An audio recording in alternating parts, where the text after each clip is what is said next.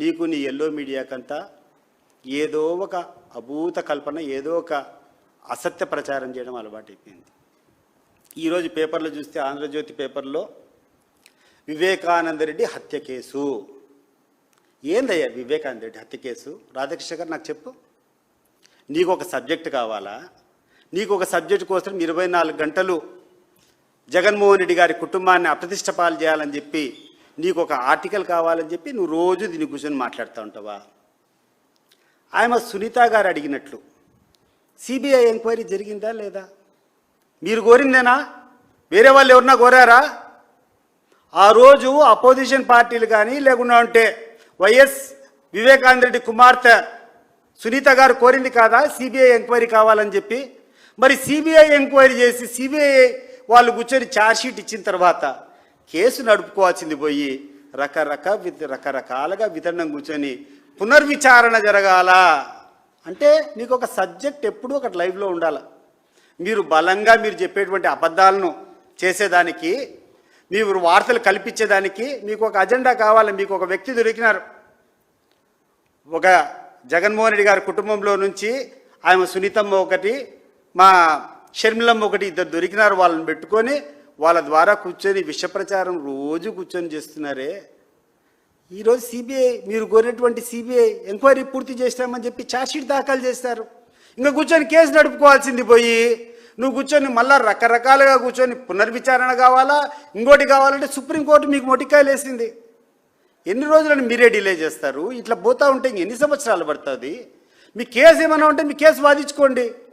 Case వాదించుకోకుండా మీరు కోరినటువంటి విచారణ సంస్థతో సిబిఐతో ఎంక్వైరీ చేసిన తర్వాత దాన్ని కూడా ఈరోజు కూర్చొని జగన్మోహన్ రెడ్డి మీద రకరకాలుగా అబండాలు వేసేదానికి ప్రయత్నం చేయడం సిగ్గుచేటుగా లేదా?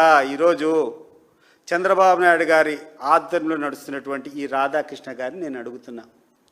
రాధాకృష్ణ గారు, ఇటీవల కాలంలోని ఆంధ్రజ్యోతి పేపర్లో ఎమ్మెల్యేల గురించి నువ్వు రాశావు. ఈ రాష్ట్రంలో ఉన్నటువంటి ఎమ్మెల్యేలంతా విచక్షణారహితంగా ఎక్కడ పడితే అక్కడ కూర్చొని ధనార్జనకు పాల్పడుతున్నారు. ఏ అంశాన్ని కూడా విడిచిపెట్టకుండా ఎక్కడ ఏ వనరులు ఉన్నా కూడా దోచుకుంటున్నారు. ఈ ఎమ్మెల్యే కథ ఏందని చెప్పి నీ పేపర్లో వచ్చింది. నీకు గుర్తు చేస్తున్నా రాధాకృష్ణ గారు, నీకు గుర్తు చేస్తున్నా. ఒక ఎమ్మెల్యేలే కనపడ్డారా నీకు?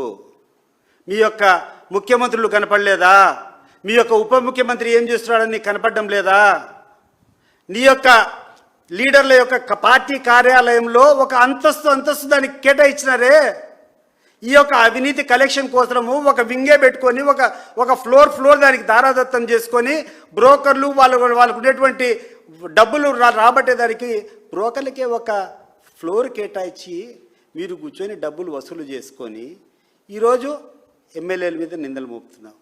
ఎస్, నాకు కూడా వాస్తవం ఇది.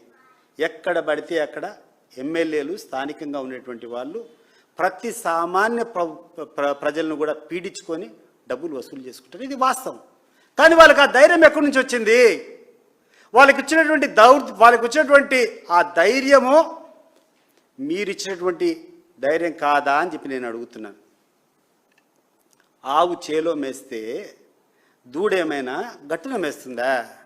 రాధాకృష్ణ గారు, మీరు అడగండి ఈ ముఖ్యమంత్రిని, ఉప ముఖ్యమంత్రిని.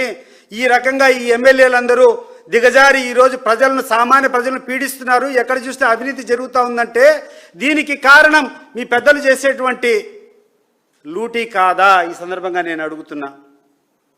ఈరోజు ఇంకా రాష్ట్రంలో ఉన్నటువంటి విద్యార్థుల యొక్క పరిస్థితులు ఆలోచన చేస్తే చాలా దౌర్భాగ్యంగా ఉంది. ఈరోజు ప్రైవేట్ విద్యా సంస్థలు అందరూ కూడా ఆ యొక్క టీచర్లకు ఆడినటువంటి ఆ యొక్క విద్యాబోధన చేసేటువంటి వ్యక్తులకు జీతాలు ఇవ్వలేక మీరు వాళ్ళకు రావాల్సినటువంటి బకాయిలు ఇవ్వరు. ఆ స్టూడెంట్స్నేమో ఎగ్జామినేషన్ కూర్చోమని చెప్తారు. ఎట్లా జరుగుతుందండి? 4,000 కోట్ల రూపాయలు దాదాపు మీరు ఇవ్వాల్సినటువంటి ఫీజు రీయింబర్స్మెంట్లు ఆ యొక్క యాజమాన్యానికి ఈరోజు బాకీలు ఉన్నాయి. నువ్వు దాని గురించి మాట్లాడవు. ఈరోజు విద్యార్థులను కూర్చోబెట్టాలంటే ఆ ప్రైవేట్ యాజమాన్యము మా ఫీజు కట్టండి, మా డబ్బులు ఇవ్వకుండా అంటే లేదని చెప్తున్నారు.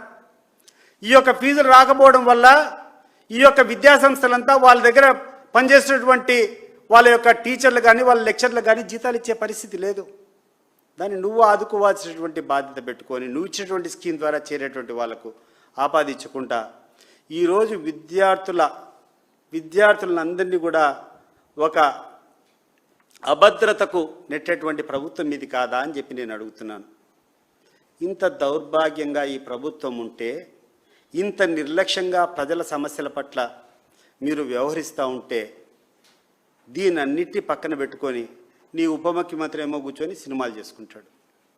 వారానికి ఒకసారి వస్తాడు, ఈ యొక్క ప్రభుత్వం ఖర్చుతో ఈడ ప్రైవేట్ జెట్లో వస్తారు, ఈ నుంచి తీసుకొని పోతాడు. ఆయన కూర్చొని నేను అన్ని హామీ ఇస్తా, ఇది నాది బాధ్యత అని చెప్పాడు. ఏమయ్యా పవన్ కళ్యాణ్ గారు, ఈరోజు రా, ముఖ్యమంత్రి పాలన ఇంత ఘోరంగా ఉంది, మరి నువ్వు కూడా ఆయనతో పాటు హామీ ఇచ్చావు. వీళ్ళు ఇచ్చినటువంటి సూపర్ 6, వీళ్ళు ఇచ్చినటువంటి 143 హామీల్లో ఆయన ఫోటో పక్కన నీ ఫోటో కూడా పెట్టుకున్నావు. ఒక్కరోజైనా నిలదీయకుండా నువ్వు కూర్చొని ఇంత నిస్సిగ్గుగా అతనికి సహకారం అందిస్తూ ఉంటే నిన్ను శంకించాల్సినటువంటి పరిస్థితి ఉందా లేదా ఈ రాష్ట్ర ప్రజలు ఒకసారి ఆలోచన చేసుకో.